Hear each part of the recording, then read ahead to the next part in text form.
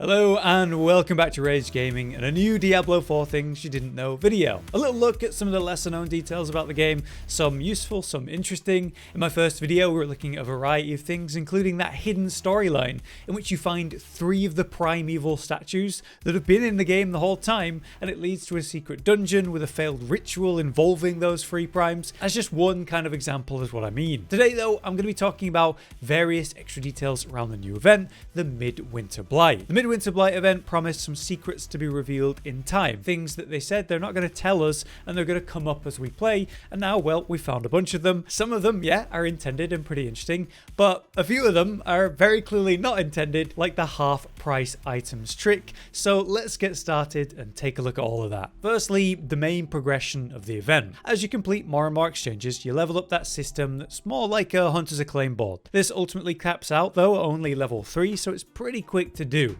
When you do that, you unlock the ability to use the ward finally. Lighting it provides you with a major damage buff for the event, a 20% damage increase against the Blight Fiends of the event and the red cloaked horrors whenever you come against those. But beyond that, it's also going to enhance the new aspect of the season. Said new aspect is that Shad of Dawn, providing you with a rolling buff. One buff is 30 seconds long and does nothing, in which you're waiting for dawn to break. And then the other buff is the real one, the stats that are provided for 12 seconds, up to 70% attack speed on a two-handed weapon and 20% movement speed whatever you roll. The very same Midwinter Ward buff that gives you the 20% damage increase also affects this aspect, causing the rather useless Knight's Grasp buff, the one that lasts 30 seconds. You cut that timer down by a full second every time you kill an enemy. So you can majorly reduce the cooldown of that and have the attack speed and movement speed buff most of the time as you're doing mob clear. Of course, that's not going to be that relevant to, you know, boss fights or whatever,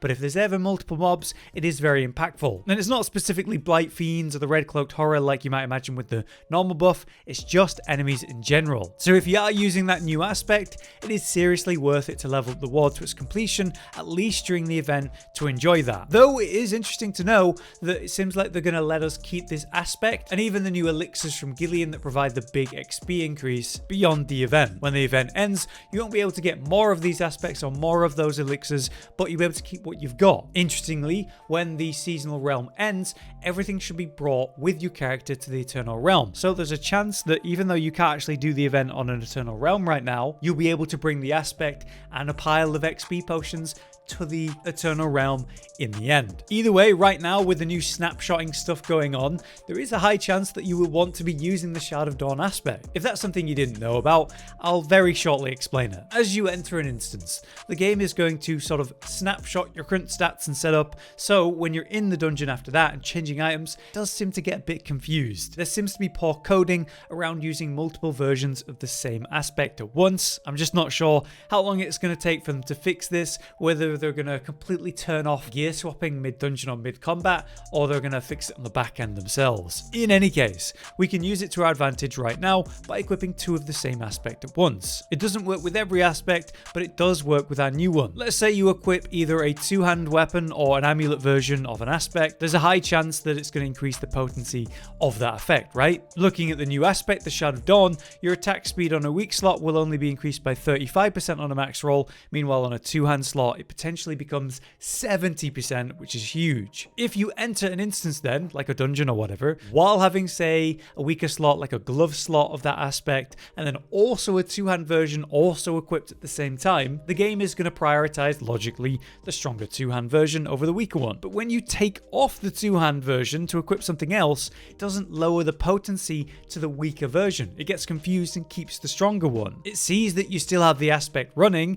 it just doesn't seem to acknowledge that you've only got a weaker one on now, so keeps the power of the two-hand version. The full 70% attack speed buff despite only wearing, say, a 35%. You can do snapshotting with other aspects too, like the element or accelerating aspect, and if you were to combine the accelerating and the Shad of Dawn aspect together, you could potentially reach 120% attack speed with just 2 aspects equipped, which is pretty busted. We imagine they're going to want to remove this rather broken concept from the game, probably Season 3, so use it while you can. With that in mind, you might actually think, man, I actually should go farm the new aspect. I didn't think it was that good. Maybe now you think it's better than it was. The aspect can be bought from Gillian for 10 of the Midwinter proof currency, the new currency added with the event. It can be a bit of a chore to farm this at times. Fortunately, there is a bit of a weird trick right now that's actually really easy to do. You can lower the cost of the 2 trades with Gillian by literally half. I imagine you're playing the game in World Tier 4 like most people are, but if you go to the statue in Kjolvashad and jump down to World Tier 1 quickly,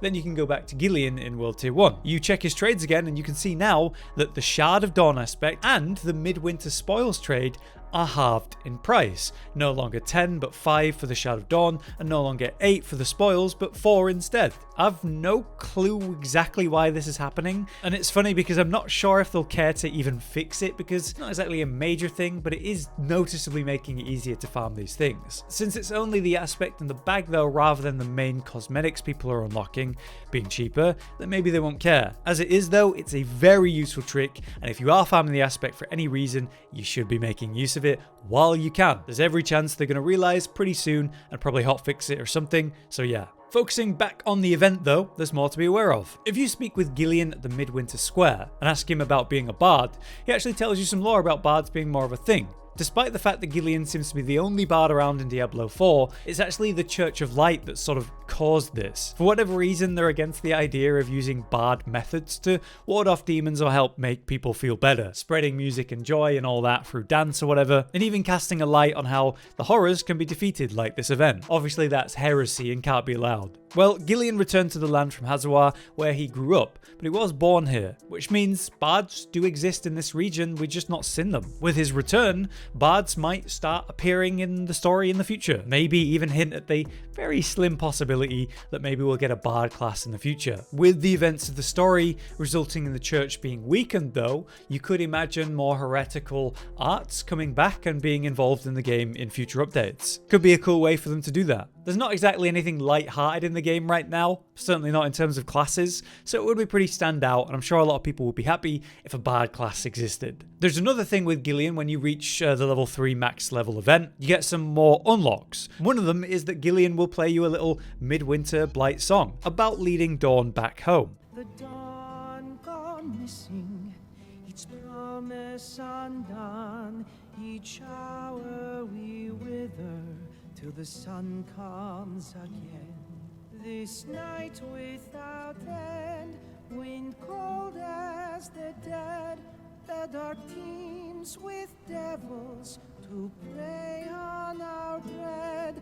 Yeah, it's surprisingly nice, isn't it? The voice actor did a really good job. A nice change of pace for the atmosphere of the game. Really well sung. Once you've heard it the first time from completing the event, you can just ask Gillian to play the song whenever you want, if you wanted to hear it again. Another reward for beating the event is a nice mechanical change to help you actually gather currency beyond doing the event in the open world. So at level 3 in the progress, Nightmare Dungeons will now reward Midwinter treasure bags, which simply appear in your inventory at the completion of a Nightmare Dungeon. It contains a bunch of the new materials, which then you convert to the new currency, Midwinter Proof, going straight into your rewards tab. The thing is, what's also great about this is the same treasure bag will also be occasionally rewarded as you do any level Bloodforge in the Abattoir of Zir event. A nice detail here, because it doesn't mean we have to keep doing the open world events, which isn't all that effective for different types of stuff you're trying to do at endgame. Nightmare Dungeons are still at least providing you with good rewards and good potential for uniques, and the Abattoir is obviously rewarding you with tons of sigil powder and glyph XP, so it's better to be doing something more valuable while also getting some of the event rewards, farming cosmetics at the same time. So be aware, once you hit level 3 in the event and complete it, you can choose other methods for farming that currency. Having said that, it does seem like there's something strangely rewarding about being in the new event area. A lot of people are reporting surprisingly common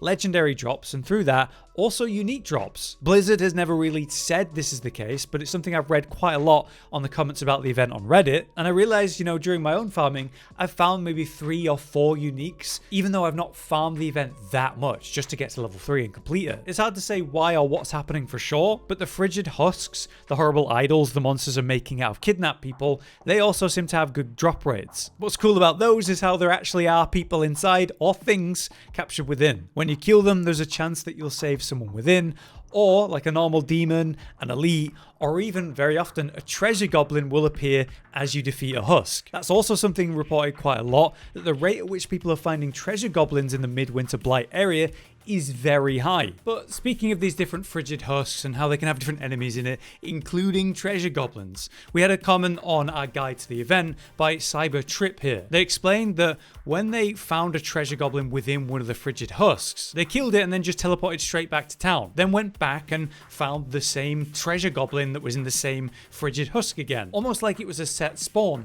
that they were able to just repeatedly go back to. This led to being able to farm a treasure goblin many times back to back.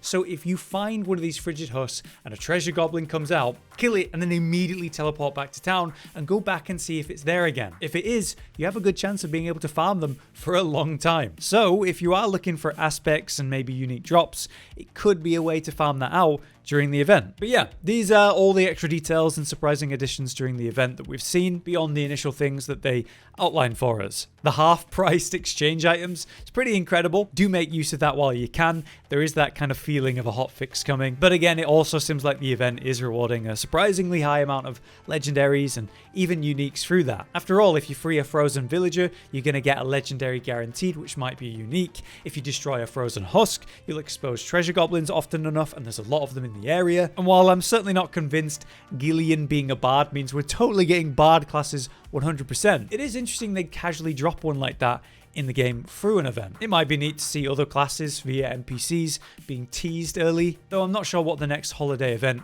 is actually going to be. Maybe Easter or something like that. If you guys have learned anything unique or interesting though, let us know in the comments. But for now, I've been Hollow, you've been you. Thanks for watching and I'll see you next time.